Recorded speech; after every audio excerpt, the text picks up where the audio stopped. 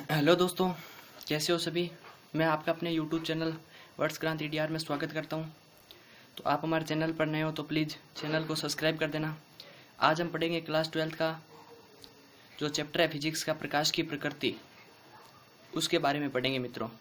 प्रकाश की प्रकृति क्लास 12 के लिए ये फिजिक्स। तो आइए स्टार्ट करते हैं। सबसे पहले देखते हैं प्रकाश की प्रकृति क्या होती है।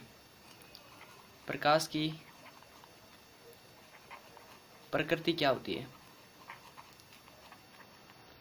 तो दोस्तों सबसे पहले देखते हैं प्रकाश क्या चीज़ है, उसके बारे में सबसे पहले देखना चाहिए। तो प्रकाश जो है वो एक ऊर्जा है।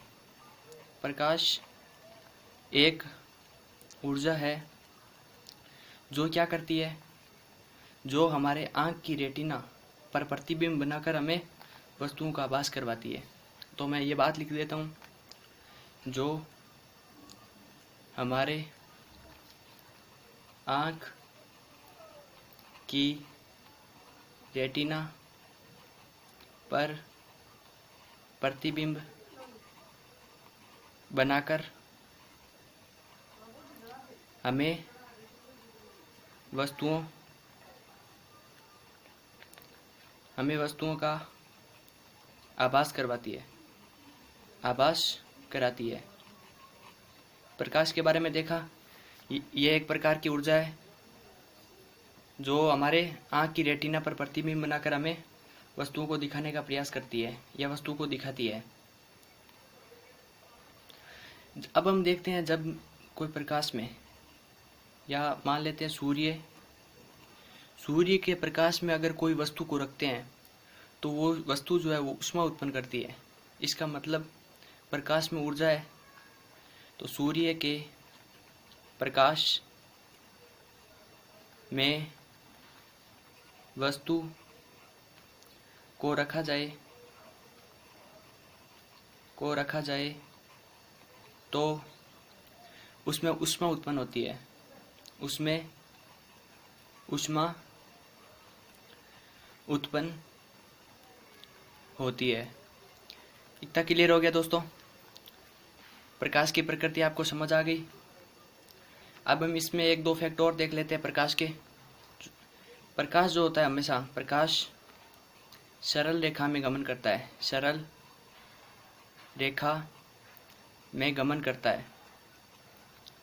प्रकाश जो है वो हमेशा सरल रेखा में गमन करता है और प्रकाश निर्वात में भी गमन कर सकता है। तो मैं यहाँ पे लिख देता हूँ, प्रकाश निर्वात में भी गमन कर सकता है। तो कहने का मतलब है कि अगर जहाँ पर वायु ना हो वहाँ पर भी प्रकाश गति कर सकता है। निर्वात का मतलब है जहाँ पर वायु ना हो, अर्थात वहाँ पे वायु ना हो वहाँ पर भी प्रकाश क्या कर सकता है, गति कर सकता है। क्लियर हो गया दोस्तों। अब हम आगे देखते हैं। इतनी देर हमने तो ये तो देख लिया कि प्रकाश की प्रकृति देख ली। ये एक प्रकार की ऊर्जा है जो हमें वस्तु को दिखाने का काम करती है। जब इसे अगर कोई वस्तु को प्रकाश में रखते हैं तो वो गर्म हो जाती है, उसमें ऊष्मा उत्पन्न होती है। अब हम इसमें आगे देखते हैं कि प्रकाश की संरचना कैसी होनी चाहिए। इसके बारे में तो देख लिया, इसकी प्रकृति, ये क्या चीज़ हमें दिखाती है या प्रदर्शित करती है। हम किसी को अगर प्रकाश में रखेंगे तो वो गर्म हो जाएगी, ये उसका स्वभाव है। परंतु अब हम देखते हैं प्रकाश खुद किस तरह दिखाई देता है। तो प्रकाश की संरचना के संबंध में इसमें एक बात और मैं आपको बता देता हूँ, इसी के साथ लिख देता हूँ। प्रकाश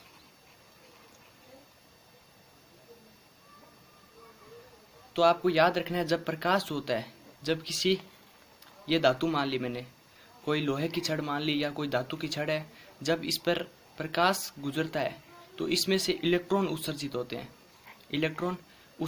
हैं। ये बात लिख देते हूँ। प्रकाश में जब कोई धातु पर गिरता है तो उसमें से इलेक्ट्रॉन उत्पन्न होते हैं। तो दोस्तों इतना क्लियर हो गया। प्रकाश में अगर कोई धातु को रखेंगे तो उसमें से इलेक्ट्रॉन उत्पन्न होते हैं। ये प्रकाश के संबंध में महत्वपूर्ण तथ्य देखे थे। अब आगे देखते हैं कि अभी तक हमने इसके स्वभाव को देख लिया है प्रकाश के, कि प्रकाश किस प्रकार अपने स्वभाव दिखाता है। ये ऊर्जा होती है, ये हमें वस्तु दिखाता है, इसके काम देख लिए प्रकाश के। परंतु अब हम देखते हैं इम्पोर्टेंट प्रकाश की संरचना। प्रकाश की संरचना, तो प्रकाश की मूलभूत संरचना तो किसी को पता नहीं है। तो इसमें देखिए मित्रों, सबसे पहले 1600 ईस्वी में न्यूटन ने कणिकावाद सिद्धांत प्रस्तुत किया। न्यूटन ने क्या कहा दोस्तों? न्यूटन ने कहा कि अगर कोई प्रकाश स्रोत है, जैसे मैंने प्रकाश स्रोत कुछ भी मान लिया, जैसे मैंने सूर्य मान लिया, ट्यूबलाइट मान ली, जैसे लाइट मान ली, इस प्रकार मैं सूर्य बना देता हूँ। यहाँ पे ये कह रहे हैं इसमें से असंख्य जो कण होते हैं उत्सर्जित होते हैं। ये क्या कहते हैं? ये कहते हैं कि प्रकाश स्रोत मैंने सूर्य मान लिया, इससे असंख्य कण उत्सर्जित होते हैं, इसीलिए इनके सिद्धांत को कणिकावाद सिद्धांत कहते हैं। और ये जो कण होते हैं वो असंख्य कण होते हैं जिसकी गिनती नहीं की जा सकती, और ये चारों तरफ फैल के जब कोई वस्तु पर या हमारी आंख पर आपतित होती है तो हमें वस्तु दिखाई देती है। तो इसके बारे में मैं आपको बताता हूँ क्या लिखना है इसमें। तो इसमें लिखना क्या है? न्यूटन ने 1600 ईस्वी में प्रकाश के कणिकावाद सिद्धांत प्रस्तुत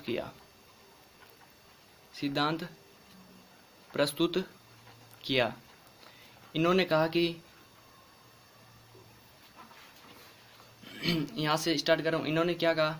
इन्होंने कहा प्रत्येक प्रकाश स्रोत से असंख्य कण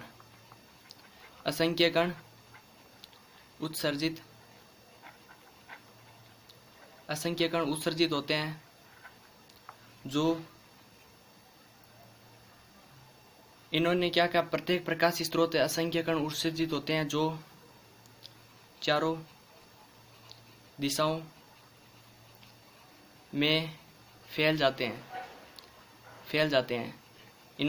इनकी बात आपको समझ आ गई? मतलब कुल मिला के आपको व्यक्ति के सारांश को समझना है। इन्होंने कणिकावाद सिद्धांत दे दिया है। इन्होंने कहा कि प्रत्येक प्रकाश स्रोत से असंख्य कण उत्सर्जित होते हैं। आगे देखते हैं मित्रों।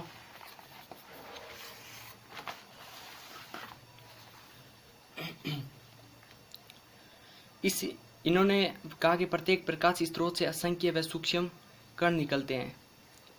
इन कणों को इन्होंने क्या कहा? इन कणों को कणिकाएं कहा। इन कणों को इन्होंने क्या कहा? कणिकाएं कहा। इन्होंने कहा ये कणिकाएं प्रकाश स्रोत से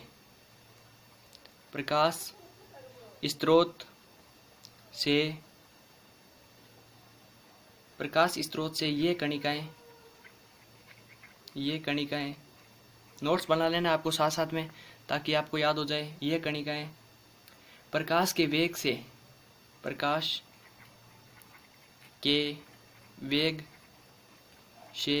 सभी दिशाओं में चलती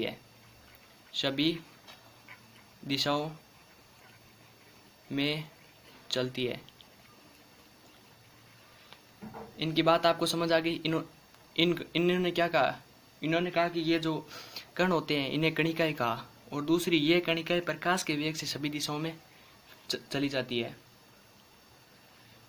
इन्होंने आगे क्या कहा? इन्होंने कहा जब ये कणिकाएं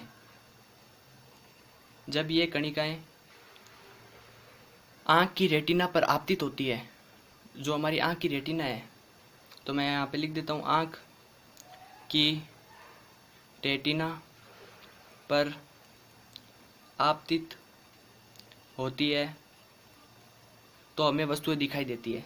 तो हमें वस्तुएं दिखाई देती है।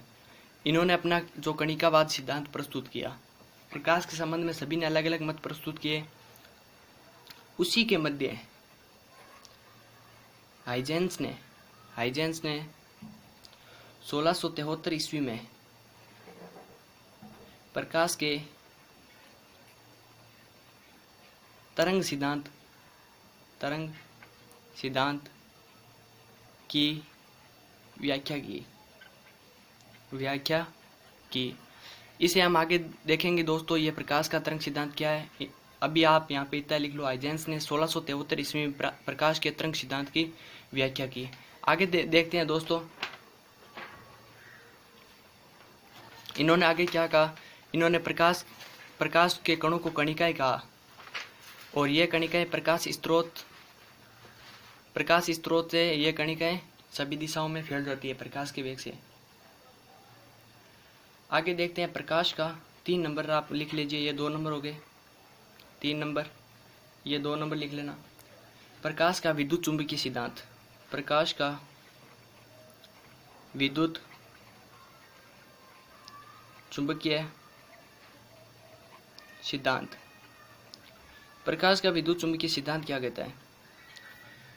बात आती है सन 1873 ईस्वी की। 1873 ईस्वी में जेम्स क्लर्क मैक्सवेल ने कहा, उन्होंने अपनी गणितीय सूत्रों की सहायता से यह कहा कि जब प्रकाश जो होता है वो विद्युत चुंबकीय प्रकृति या प्रवृत्ति दर्शाता है, और जब अगर कोई परिपथ देखते हैं, जब किसी परिपथ में चुंबकीय तथा विद्युत क्षेत्र किसी आवर्ती से जो परिवर्तित होता है, कहने का मतलब है कि अगर हम उसमें आवर्ती परिवर्तित करते हैं, इनका जो लिख लेते हैं, जेम्स क्लार्क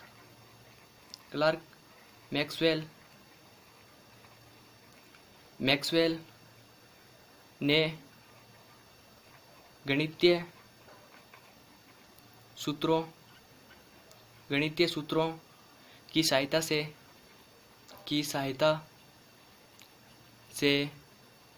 प्रकाश होता है, प्रकाश की विद्युत चुंबकीय प्रवृत्ति की व्याख्या की। प्रकाश की विद्युत चुंबकीय प्रवृत्ति की व्याख्या की।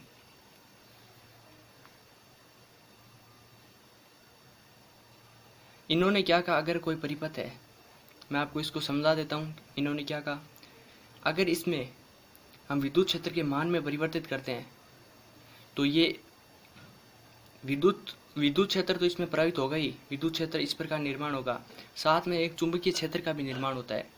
इन्होंने कहा कि जो प्रकाश जो होता है वो विद्युत चुंबकीय तरंगें होती है। इस प्रकार आप यहाँ पे लिख सकते हो, जो प्रकाश होता है वो विद्युत चुंबकीय तरंगें होती है। और इन्हीं के प्रयोग से इन्होंने एक अलग सिद्धांत का प्रतिपादन किया। आगे देखते हैं मैक्स प्लांक का क्वांटम सिद्धांत। इन्होंने क्या कहा, मैक्स प्लांक ने, इन्होंने कहा कि जब इन्होंने सन 1900 में, जर्मन वैज्ञानिक है ये, मैक्स प्लांक ने कहा कि क्वांटम सिद्धांत का, इन्होंने कहा विकिरण का जो प्रकाश जो होता है, प्रकाश वो छोटे छोटे पैकेटों या मंडलों के रूप में आता है, मंडलों के रूप में होता है। क्लियर हो गया दोस्तों, मैं इसको समझाता हूँ। तो दोस्तों इन्होंने क्या कहा, मैक्स प्लांक ने क्या कहा था, ये जर्मनी के वैज्ञानिक थे। इन्होंने सन 1900 में ये कहा, 1900 ईस्वी में इन्होंने कहा कि अगर कोई, मैं ये सूर्य का प्रकाश है, सूर्य है, इससे अगर कोई प्रकाश आ रहा है और यहाँ पे मैंने कोई वस्तु रख दी, जैसे मैंने किसी प्रकार की वस्तु रख दी, अब प्रकाश जो होता है वो छोटे छोटे बंडलों के रूप में आता है। बंडलों को इन्होंने क्या कहा था, क्वांटा कहा था, क्वांटम, इसलिए इनके सिद्धांत को क्वांटम सिद्धांत कहते हैं। इन्होंने क्वांटा या फोटोन का, इन मंडलों को क्या कहा, क्वांटा या फोटोन का।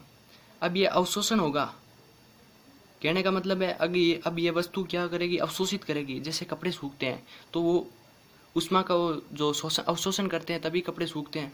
उसी प्रकार जब ये फोटोन है, इसमें एक ऊर्जा का पैकेट है, ऊर्जा का पैकेट जब ये किसी वस्तु द्वारा अवशोषित होगा तो ये पूरा का पूरा पैकेट ही इसके द्वारा अवशोषित होगा। इसको हम लिखकर किस प्रकार इसको समझेंगे, तो सन 1900 ईस्वी में जर्मन वैज्ञानिक मैक्स प्लांक ने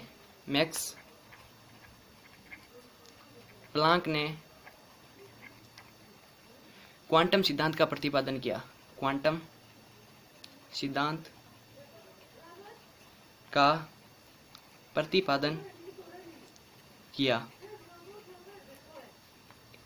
अब देखते हैं इनके सिद्धांत को। इस सिद्धांत के अनुसार आपको नोट्स बनाने साथ साथ में, इस सिद्धांत के अनुसार विकिरण का अवशोषण, ये विकिरण है, विकिरण का अवशोषण या उत्सर्जन, अवशोषण या उत्सर्जन, मतलब कहने का मतलब है ये अगर इससे निकलेगी तो भी ये क्या होगी, फोटोन के रूप में, और ये अवशोषित करेगा कोई वस्तु तो अभी ये अवशोषण या उत्सर्जन, विकिरण का अवशोषण या उत्सर्जन ऊर्जा की निश्चित मात्रा के, ऊर्जा की निश्चित मात्रा के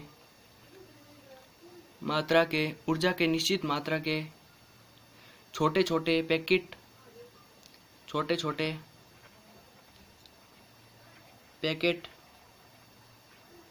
या बंडलों, छोटे छोटे पैकेट या बंडलों के रूप में होता है, इतना क्लियर हो गया दोस्तों। इन्होंने क्या कहा कि विकिरण का अवशोषण या उत्सर्जन ऊर्जा की निश्चित मात्रा के छोटे छोटे, यानी ये एक निश्चित मात्रा के पैकेट है, और ये पैकेट बहुत सारे जो निकलते हैं सूर्य से, और ये किसी वस्तु द्वारा अवशोषित किए जाते हैं, तो वो ये वस्तु क्या हो जाएगी, गर्म हो जाएगी। इतना क्लियर हो गया दोस्तों। और ऊर्जा के इन पैकेटों को क्या कहा, ऊर्जा के इन पैकेटों या बंडलों को क्या कहा दोस्तों, क्वांटा या फोटोन का।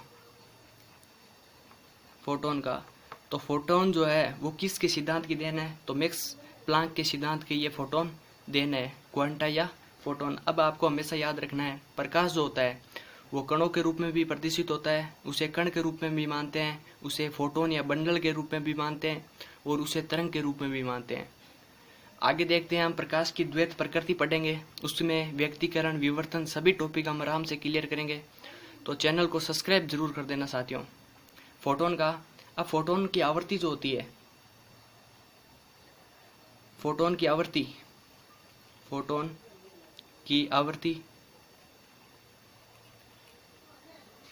आवृत्ति को म्यू मान लिया मैंने, फोटोन की आवृत्ति।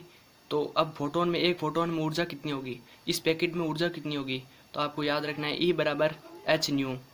ये न्यू जो है ये फोटोन की आवृत्ति है, मतलब वो किस प्रकार आवृत्ति से आ रही है उस पर निर्भर करता है। अगर वो तेज आएगी तो उसकी ऊर्जा बढ़ेगी, अगर वो धीरे आएगा, आवृत्ति में कमी आई है, इस प्रकार आएगा, तो आपको पता है कि ये इसमें ऊर्जा कम होगी। अगर इसकी आवृत्ति अधिक होगी तो फोटोन की ऊर्जा अधिक होगी। और ये h क्या है यहाँ पे, h जो है वो है मैक्स प्लांक नियतांक, जिसे कहते हैं प्लांक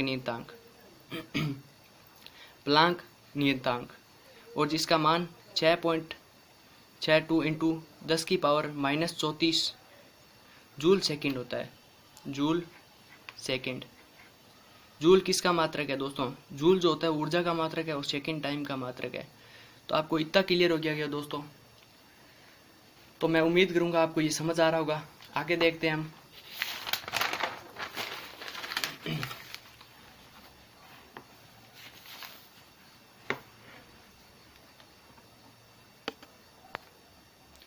दोस्तों अब आगे देखते हैं प्रकाश विद्युत प्रभाव।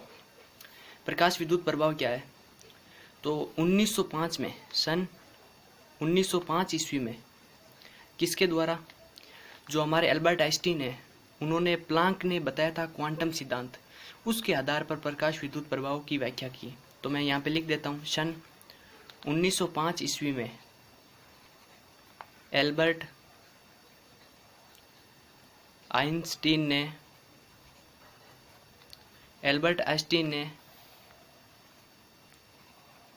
प्लांक के क्वांटम सिद्धांत के आधार पर प्रकाश विद्युत प्रभाव की व्याख्या की। प्रकाश विद्युत प्रभाव की व्याख्या की। दोस्तों इतना क्लियर हो गया प्रकाश विद्युत प्रभाव क्या है। तो प्रकाश विद्युत प्रभाव जो है वो एल्बर्ट आइंस्टीन ने, आगे देखेंगे प्रकाश विद्युत प्रभाव होता है क्या है, परंतु इसको आधार एल्बर्ट आइंस्टीन ने प्लांक के क्वांटम सिद्धांत को आधार बनाया था। यानी फोटोन को उन्होंने, प्रकाश की जो संरचना थी वो फोटोन के रूप में ली थी इस प्रकाश विद्युत प्रभाव को समझाने के लिए।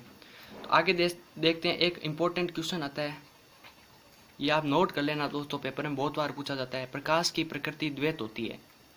प्रकाश की, मैं यहाँ पे लिख देता हूँ क्वेश्चन, प्रकाश की प्रकृति द्वैत होती है। यानी प्रकाश की जो प्रकृति है वो दो होती है, कहने का मतलब द्वैत होती है। कारण सहित स्पष्ट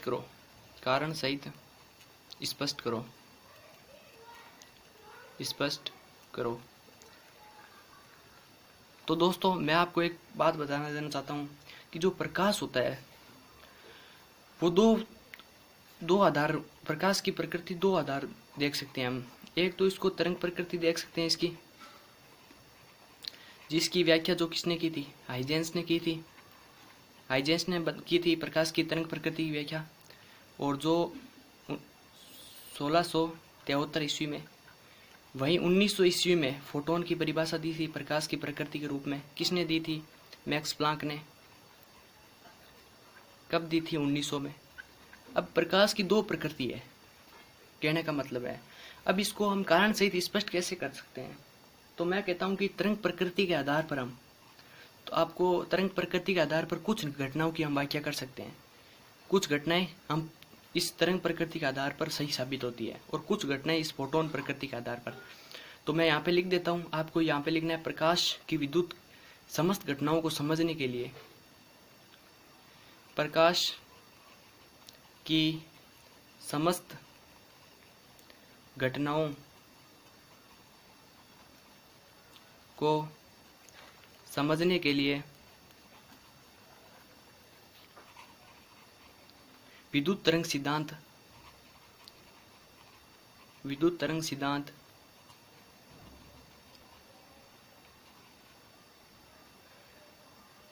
दोनों ही आवश्यक है।